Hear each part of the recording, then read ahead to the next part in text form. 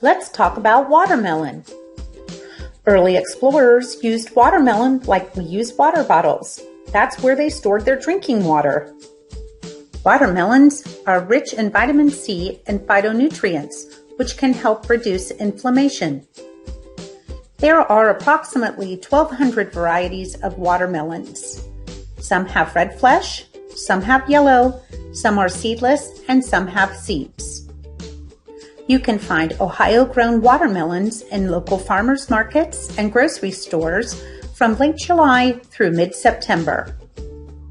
Look for a smooth surface, dull sheen, well-rounded ends, and a yellow-white spot where it rested on the ground. Uncut watermelons can be stored for 2 to 3 weeks, but once cut, cover and refrigerate, but eat it within a few days.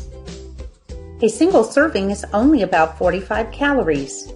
Watermelons are fat-free and cholesterol-free and full of water. Eat watermelon sliced or in cubes. It's especially tasty on a hot day. Make a refreshing watermelon salsa by combining cut watermelon with chopped jalapeno peppers, 1 chopped medium red onion, chopped mint leaves or chopped cilantro, and the juice of 1 lime. Serve with whole grain tortilla chips. A refreshing watermelon smoothie can be made with cold watermelon cubes and the juice of 1 or 2 limes mixed in a blender.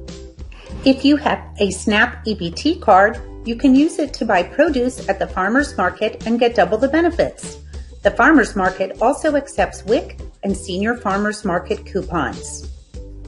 For more information about watermelons, contact your local extension office. You can also find produce recipes and information on how to grow your own watermelons at greene.osu.edu.